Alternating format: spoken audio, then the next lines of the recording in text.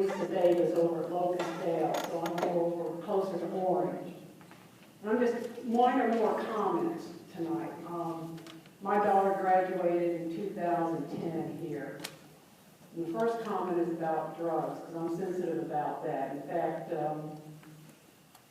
she came home and she had soul searched. Well, there was a drug dealer in here. She was in 11th grade, he was in 12th grade. And she knew what she had to do, but she was scared to death too. You'll find out, but she did the right thing. She turned him in.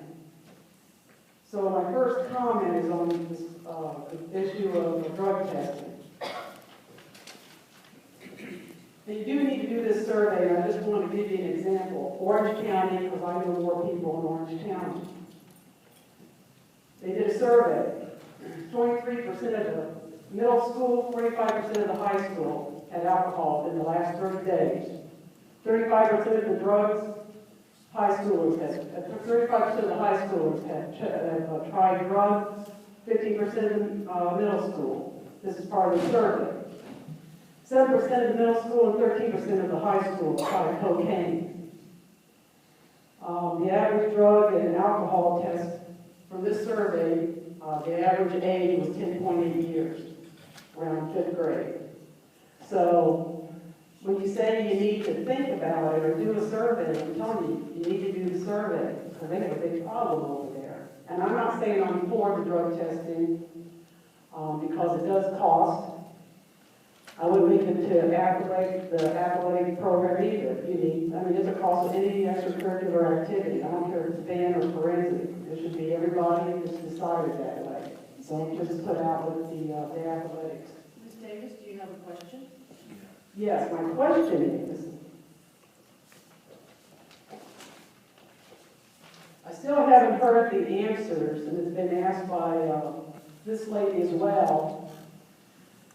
When you talk about SOL changes, the commentator was used the term memorizing to now problem solving on the SOL testing.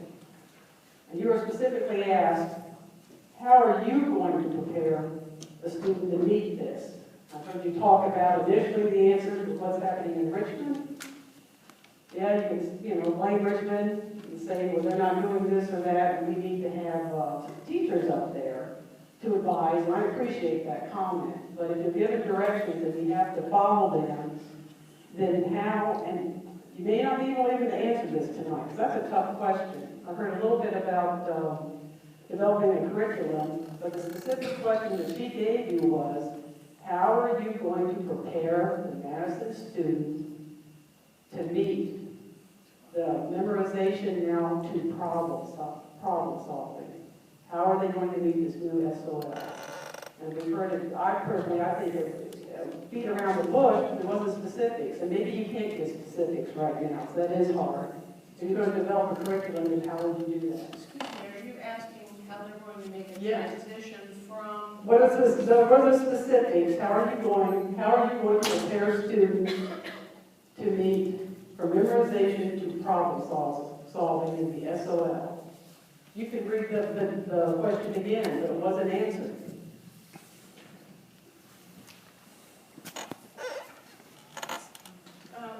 Kit Johnson, please. Would you like to respond? Well, yeah, I could. I think we kind of actually worked on this earlier. But we have to prepare for the new SOLs, and that means we have to look very carefully at what they're assessing, and we have to teach so that our kids can do better on the test. That's all there is to it. We may not like it, we may not agree, it may be unfair the way they're testing, but we have to do a better job. That means teachers have to be prepared, and it means that kids have to be prepared. And we will do, I know in this system, the very best job we can to do the best job we can under the circumstances. It is not a level playing field, it is not a fair game, but we will do what we have to do. And it is true that the SOLs are moving more towards where we should probably be going, like critical thinking skills. But if they keep changing the game, it's hard for us to keep up, and that's just not fair. So, to be clear, looking more towards questions related to problem solving and fewer devoted to memorization. In other words, concrete answers to concrete questions. Is everybody clear on that? I'd be glad to respond. Okay, but I need to go to Mr. Boone next. I'm constrained by the system. And I apologize if I danced around that. To be honest with you, I don't know how we would do that. Okay, that would be my honest answer. But what I would think would be a logical process would be if they're going to change the parameters of the test, then have some tool out there that can teach the teacher. Okay, so the teacher knows how to teach toward this test so that the kids can be successful for that. There's got to be some guidelines in place for how, if we're going to change the system, you're going to change how you do something, there's got to be some guidelines in place, because otherwise you're going to have somebody teaching something and they have no clue of how to measure their success or how to get to where they're trying to get to. So let's have something in place that actually teaches the teacher to teach, and I'm sure there's some training activities for them to be able to do that. Mr. Kendall. I share your frustration, but I'm a little frustrated by your perception that we danced around the question. And I think the reason we perceive us as dancing around the question is I think we're all trying to answer the question within the framework of our particular role as a school board. I mean, we don't teach. We don't develop curriculum. What we do is hire a superintendent and oversee the process of hiring and evaluation of the school administration. So coming up with specifics is not our job. It's their job. So the other thing we've talked about in trying to influence the state in terms of the kinds of tests we're giving. That's a role that school boards play through the School Board Association. So I think we've been trying to answer the question within the framework of what our specific responsibilities are, or would be, I should say, would be as a member of the school. Okay, Ms. Jenkins?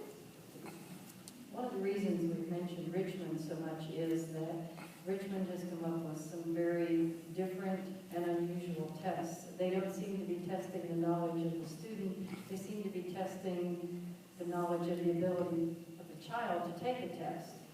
And the problem with that is we aren't really finding out what the child knows. And when I mentioned the fact that in the last year, there's 93% of the schools, a year ago, the schools of Virginia, 132 of them, passed and had passing schools.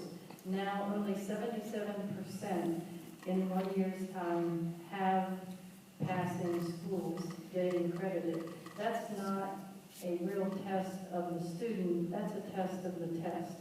And we're trying to say, change the test, make it practical, let us know what the kids know, and we would like to make those adjustments, but not teach our kids just how to take a test.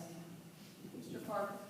Our teachers showed up for the game with their baseball bats and their cleats, only to meet the test dressed in their football gear, pads, and helmet. Because we sent our teachers there to teach to an old test, and then the test was changed. Statewide, scores dropped, and you can't say that all of a sudden, in the state of Virginia, our students became 27% stupider. Okay?